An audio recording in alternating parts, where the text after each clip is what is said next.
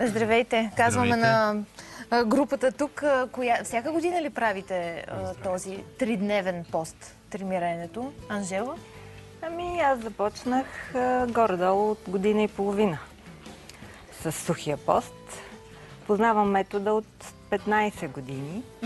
Сега в такъв пост ли сте? Защото това са последните... Ами то не се прави винаги в последните дни, може и в първите.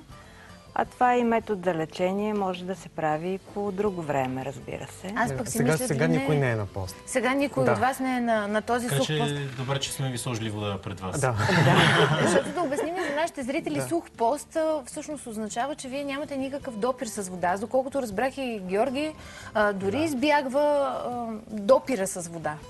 Има и такива моменти. Ма защо? Защото организма може да пие тогава през кожата вода. И се нарушава. Малко забавя се процеса. А не се ли дехидратира така организма? Прекалено? Аз съм се правил измервания, понеже имам такова реч. Последния пост, който правих, беше преди равноденствието, около 20 март. При 8 дена сух пост завърших с 1% повече вода в организма. Губил съм максимум 2% вода. Не се дехидратирам, понеже се разграждат мазнини. Ето, всъщност това е по това време. Не. Това е една снимка, босоходство малко, зареждане, контакт с земята. Интересно ми е какво ви донася този вид пост. Как се усещате? Ето тук съм от времето, когато се мислеше да купувам маркови питиета и мезета, всичко е окей. Това е 10 месеца след като стъпих по пътя на здравословното хранене и начин на живот. Да, но изглеждаш може би с 10 или 15 кг повече. На снимките предишни. Разликата е в снимките 20 кг е 20 кг. Умишлено ли си ги свалил тези килограми? Те бяха като бонус. От здравословния начин на хранене или от пост? На живот като цяло. На живот като цяло. Поста носи и други дивиденти. Именно за тях искам да попитам, наистина, понеже много хора се обръщат само към здравословната част на поста. Дали вие все пак имате някакви лични преживявания, които са благодарени на този пост? Аз скоро направих миналата седмица за първ път тримирене, което е 3 дни без вода и храна, като все пак съм се къпал и съм си мил ръцете. Имал си допир с вода. Да, и разбира се, тогава се стремях да имам повече, така да съм по-позитивно настроен, да имам повече светли мисли и топли чувства. А чувстваш ли си изнервен? Някакви странични... Водата? Не, водата не ми липсваше, защото аз еднодневни правя от много години. Но сега за първ път направих тридневен. Даже заснех клипчета всеки ден кратки, които казвам как се чувствам. Да, като дневник. Само че там се наложи да дигам гипсове, шпакловки и такива неща. И даже се изненадах, че аз по принцип знам, че имам енергия, но тогава трябваше да имам още повече. А не ти ли се вие свят? Кръвното как ти е? Не знам, кръвното не съм си го мерил, но не съм усетил някакъв... От време на време може да дойде някаква лека отпадналост. Примерно за няколко минути, обаче тя много бързо минава.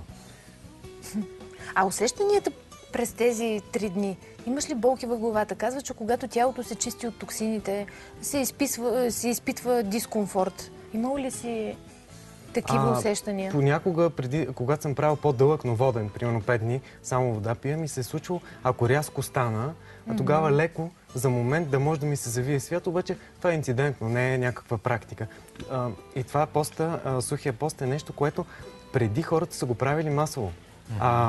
То е било в традицията и не е било. Сега е нещо изключително, човек да срещне... Освен нещо изключително, аз веднага се сещам и за това, да речем, мислили ли сте си да потърсите лекарска помощ? Човек, специалист, който по някакъв начин да наблюдава състоянието ми. Не мислите ли, че това по някакъв начин може пък да бъде и опасно? Няма опасност. Няма такава опасност. Това е един естествен метод за прочистване и то много мощен метод за прочистване на организма, който се практикува от хора. Разбира се, по времето на комунизма нишката е скъсана до някъде, но аз преди 2 седмици се срещнах с 2 възрастни жени от мои съградски, нали? Те са на съответно на 96 и на 81 години. И двете постят от моми. Едната жена от 27 годишна, 96 годишната жена и двете са Марии. От мома, другата от преди 27 години. Няма никаква подготовка за поста, директно се влизат в сух пост. те започват тремерението след заговезне. Нали? И на това нещо не гледат като на някакво изпитание.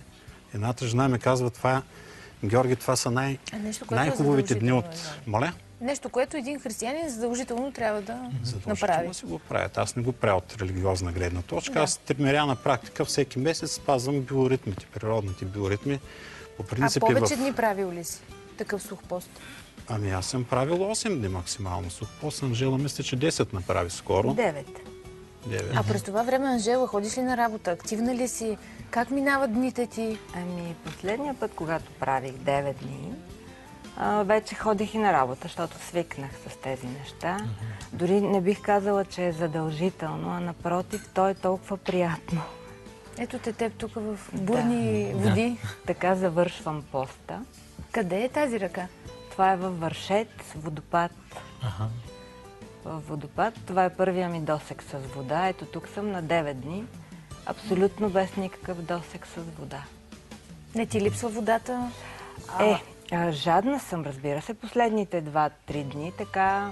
А ти каза, че и на работа си била последните 2-3 дни? Не, първите дни ходех на работа. Най-критичните Никой кога бяха? Абсолютно не разбираше. Дори сега сигурно, като ме гледат, ще видят, че съм била в пост. Най-критичните ти дни кога са били? Най-критичните дни са първите от самото започване. Тогава човек има психологическа криза, която трябва да преодолее.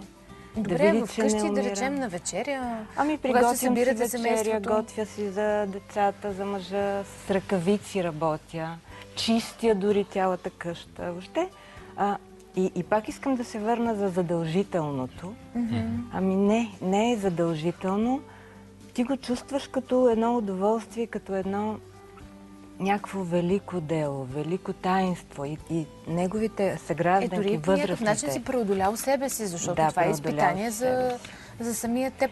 А защо не трябва въобще да се включва вода в този сух пост? Защото забавя процеса. Значи, абсолютният пост е около 3-4 пъти по-интензивен от водния пост. И фактически при абсолютния пост, за разлика от водния пост, при него се активират едни други физиологични процеси. Знаем, че водата е информационен носител. Нали така? Всеки интелигентен човек го знае. Ние сме, грубо казано, около 2/3 вода до 3/4 вода. Средата, в която живеем, нали, в нашето тяло, в нашите клетки, се записват записи, нали, съответно позитивни, негативни записи. И поставяйки организма в едно такова състояние на сух пост, той си има приоритети. Той фактически първо изчиства тия лоши записи от водата. И казано образно, след един такъв сух пост, ние сме информационно девствени.